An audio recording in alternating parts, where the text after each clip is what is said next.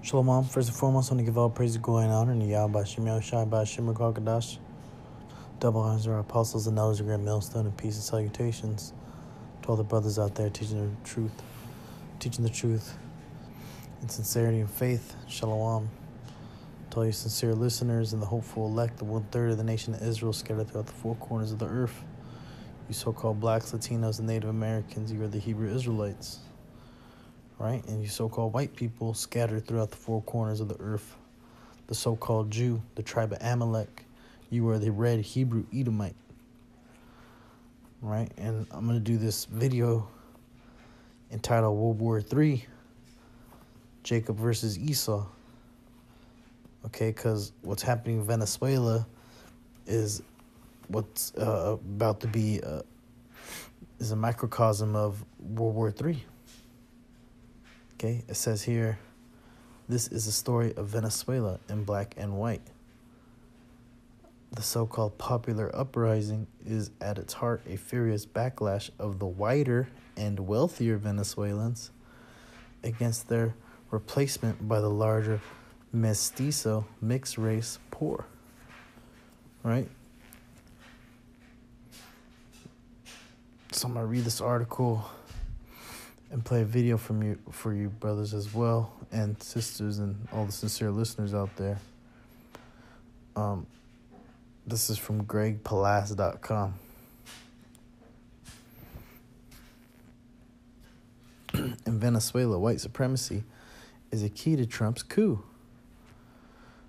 On January 23rd, right after a phone call from Donald Trump, Juan Guaido, former Speaker of Venezuela's National Assembly, declared himself president. No voting. When you have official recognition from the Donald, who needs elections? I can explain what's going on in Venezuela in 3 photos. First, we have Juan Guaido, self-proclaimed and Trump-proclaimed president of the nation, with his wife and child. A photo prominently placed in the New York Times. See that right there? She's a straight-up Edomite. Next, the class photo of Guaido's party members in the National Assembly, white as snow.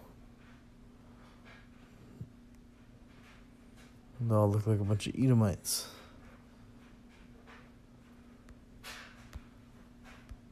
Especially when compared to their political opposites in the third photo, the Congress members who support the elected president, Nicolas Maduro.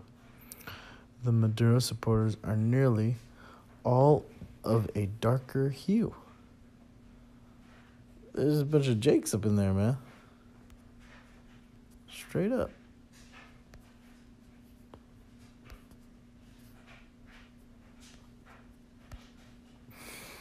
This is the story of Venezuela, black and white.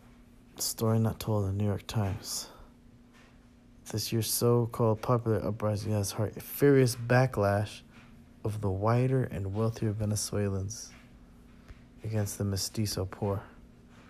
4 centuries of white supremacy in Venezuela, or red Hebrew Edomite supremacy in Venezuela by those who identify their ancestors as European, came to an end with the 1998 election of Hugo Chavez, who won the overwhelming support of the mestizo majority.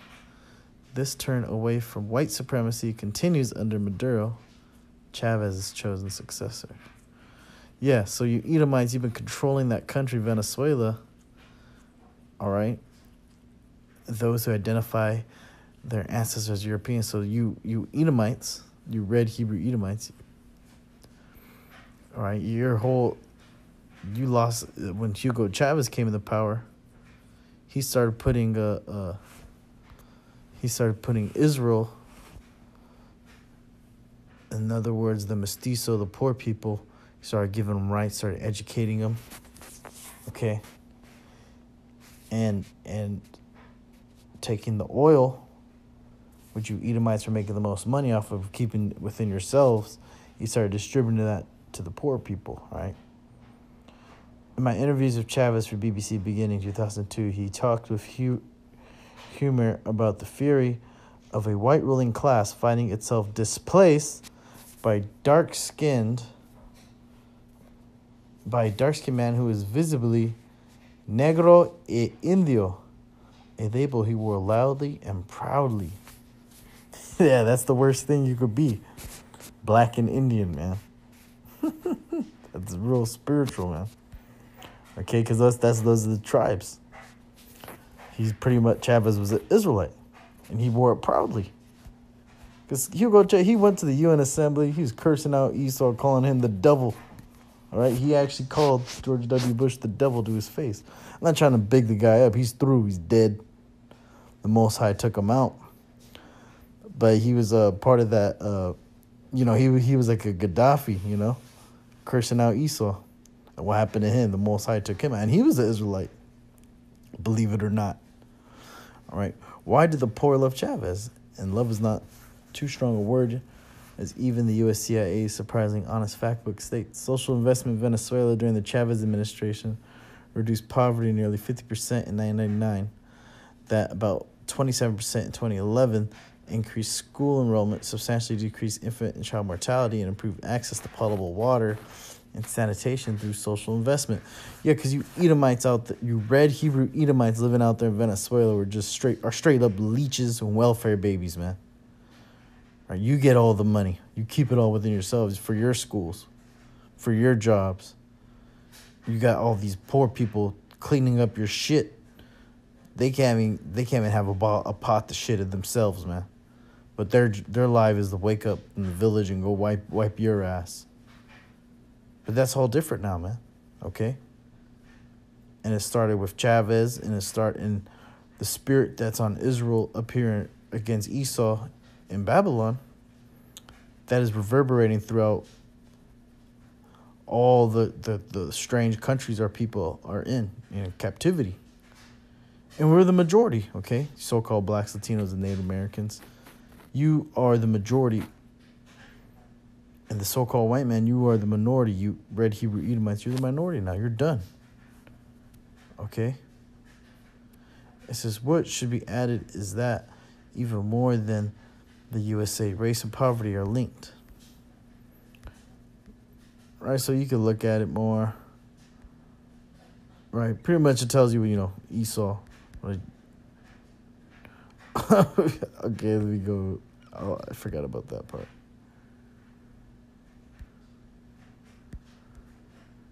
All right, just as Maduro took office in 2013, the price of oil began its collapse, and the vast social programs that oil paid for were now paid for by borrowing money and printing it, causing wild inflation. The economic slide is now made impossibly worse by what then UN rapporteur for Venezuela compared to medieval sieges. The Trump administration cut off Venezuela from the oil sale proceeds from its biggest customer, the USA. Everyone has been hurt economically, but privileged class bank accounts have become nearly worthless. So knowing that the mestizo majority would not elect the great white hope, Juedo, the angry rich simply took to the streets, often armed, and yes, both sides are armed. I've seen this movie before when I look at today's news reports of massive demonstrations against the so-called dictatorship of Venezuela's government. Awfully like 2002 when I was first in Caracas reporting for BBC television. Then New York Times, NPR, and other mainstream outlets in the U.S. reported on marches against Chavez, government showing the tens of thousands of Venezuelans calling for Chavez's removal. But when I took my BBC cameras to the march with these protesters, they were clearly from light-skinned minority. They were also the wealthy, and they wanted you to know it. Many of the women marched in high heels. The men peacocked in business suits, proudly displayed in the uniforms of their privileged class. The Chavistas wore patriotic yellow, blue, and red T-shirts, sneaks, and jeans. Race was an issue as much as political philosophy. When I marched alongside the opposition demonstrators, they shouted, "Chavez, monkey," and worse. Many in the U.S. have never heard this story of race war in Venezuela. And war is what it is. As the U.S. press does not recognize its own racial bias in 2002 as today, the massive demonstrations of whether Venezuelans were reported as evident that Chavez was wildly unpopular, yet The day after each anti-Chavez march, I would witness and film the pro-Chavez demonstrators that flooded Caracas with an ocean of nearly 500,000 marchers, overwhelmingly poor mestizos that received little or no coverage in the United States. All right, so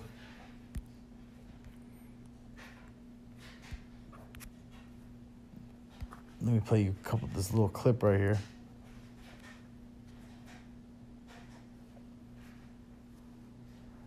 Because this is Abby Martin. When was this put up? 2017. Last year, they've been going at it for a whole year against this guy Maduro.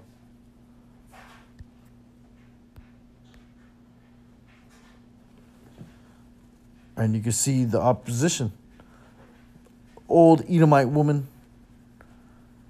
Okay, a lot of them look like they could be so-called Jews, crypto Jews, Amalekites.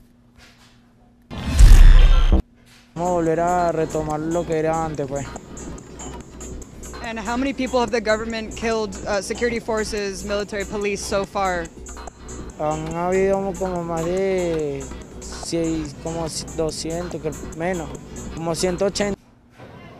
Y que lo que queremos que este régimen se largue del país junto con todos los seguidores para que en Venezuela venga la paz, la tranquilidad. If you don't have money, if you have money, excuse me, because if you have money, you need medicine. You don't have where to buy it. I have 27 years old and I'm married, and my wife, she doesn't buy anything that she wants to. Damos un final feliz. Queremos el apoyo internacional e importante de los Estados Unidos, de Nueva York, para que nos ayuden sin cesar. Necesitamos que Estados Unidos afine su potencia hacia nosotros, va a ser bien recibida. We are very near Plaza Altamira right now. They want the U.S. to go in there and intervene, man. Bomb their country to smithereens. It shows you the state of the so-called white man, the red Hebrew Edomite.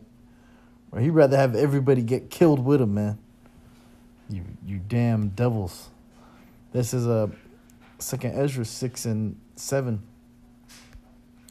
Then answered I and said, what shall be the parting asunder of the times?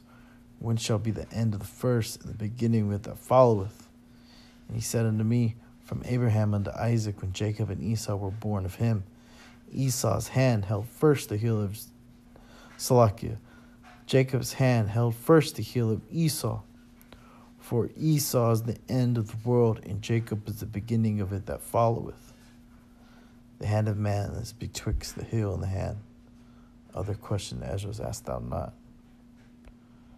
For Esau is the end of the world, and Jacob is the beginning of it that followeth. And this is exactly what it is. This is World War III. This is Armageddon coming up. And what's happening in Venezuela is just more proof of social unrest of what? Jacob versus Esau. And what's happening? Jacob's pulling you down by the heel. Okay?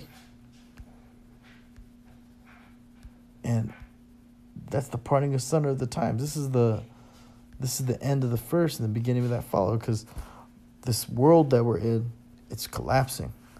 And the spirit has it that Venezuela is a main point behind the collapse, because Venezuela makes all of its money off of oil, American oil.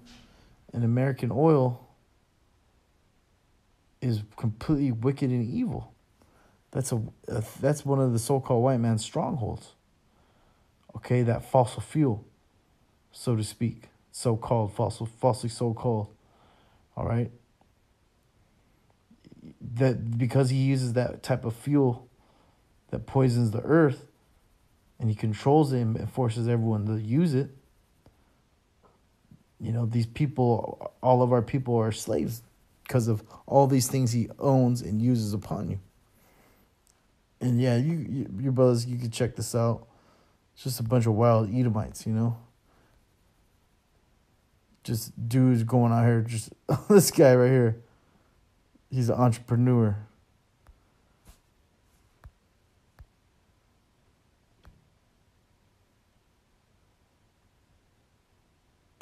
but Yeah, told me he's to an only film entrepreneur. repression against them, not their actions. As the crowd grew, they announced they would be marching to block the major freeway. Protesters and squadrons of motorbikes began mobbing through the streets, setting fires and creating roadblocks along the way.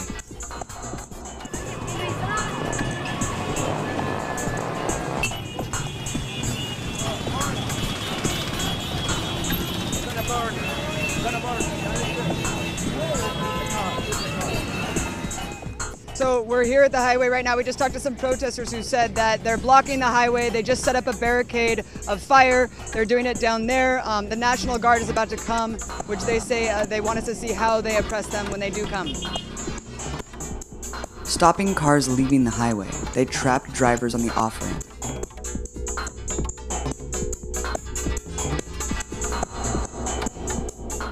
I talked to several in the heat of the offensive.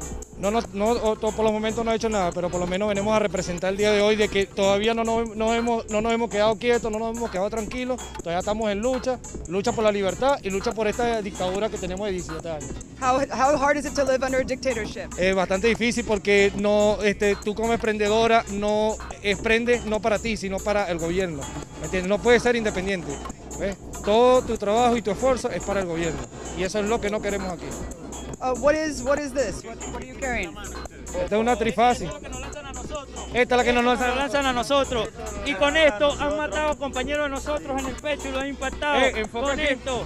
Y toda esa gente corrupta y enchufada se tiene que ir. Y presos tienen que ir. And all these guys, they're all coked out, ready to fight, you know? So yeah, I'll put the link in the description. This is Jeremiah 49:10. But I've made Esau bare. I've uncovered his secret places, and he shall not be able to hide himself. His seed is spoiled, and his brethren and his neighbors he is not. That's right, Esau, you've been made bare, man. The jig is up. Everyone understands that. You're in Venezuela for the sole reason they get their oil. Okay? And if I'm not mistaken, this guy, Greg Palast, he was there for the coup in 2002.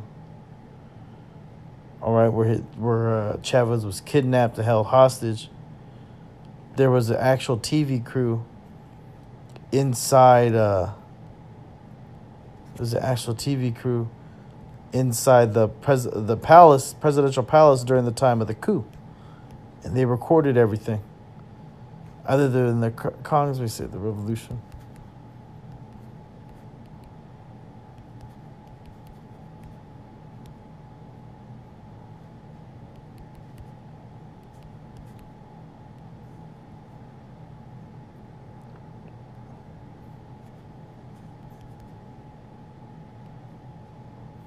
Yep, there it is right here. The revolution will not be televised. And if you could find, bros, if you could find it, watch it. Because they're doing this all over again. All right, the so-called white man. I remember Eustace Mullins. He brought it out in one of his, one of his videos. He said, speaking on the elites, the Rothschilds. He said they're not intelligent people. You know, they're not the smartest people in the world. They just control everything. They have a method, right? They have a way of doing things that seems to work, and they'll keep doing it if it keeps working. If it doesn't work, they'll figure something out. But really, they do the same thing over and over again. Why? Because the Most High has put it in people's spirit like that, the rule. Okay, and it's been like that. Even with other nations, okay, not just the Red Hebrew Edomite, but in this day and age, the Red Hebrew Edomite, this is what he does, okay. More specifically, Babylon, okay, America. So you watch this documentary, brothers. If you can find it. It says in April 2002, the democratically elected Venezuelan president Hugo Chavez faces a coup d'état by an American-backed opposition party. The two-day coup fails to topple Chavez, but the tumultuous event proves to be great dramatic material for two Irish filmmakers who happen to be making a documentary about Chavez as the coup erupts. They captured footage of the massive opposition and pro-Chavez crowds and analyzed how Venezuelan TV manipulated images for propaganda purposes. So they're there showing you how a complete psyop can be operated, you know, behind the scenes of like a CIA operation. And this is like the perfect film for the scripture right here, you know. Badmate Esau Bear have uncovered his secret parts, and he should not be able to hide himself. His seed is spoiled, and his brethren and his neighbors, and he is not. And that's right. This guy can't hide himself anymore, man. He's through. He's exposed. Okay? This is Obadiah 1:6. How are the things of Esau searched out? How are the hidden things sought up? All the men of thy confederacy have brought thee even to the border. The men that were at peace with thee have deceived thee and prevailed against thee. They that eat thy bread have laid a wound under thee. There is none understanding in him. And that's right. All these nations that you believe to be working with you, they're going to turn against you, okay? The rich Edomites, the rich red Hebrew Edomites living in Venezuela, okay? They're going to turn against so-called white man here in Babylon, all right? Everyone's going to come against America in that day, all right? But yeah, the case in point, what's happening in Venezuela is Jacob versus Esau, okay? The so-called white man, the red Hebrew Edomite, he's losing his power, okay? And who's replacing him? Who's coming up? Who's the next one in line? It's Jacob, the Israelites, okay? With that, I want to give all praise, glory, and honor. Yahweh Shemel Shai, Shemel Kokodash. Until next time, Shalom.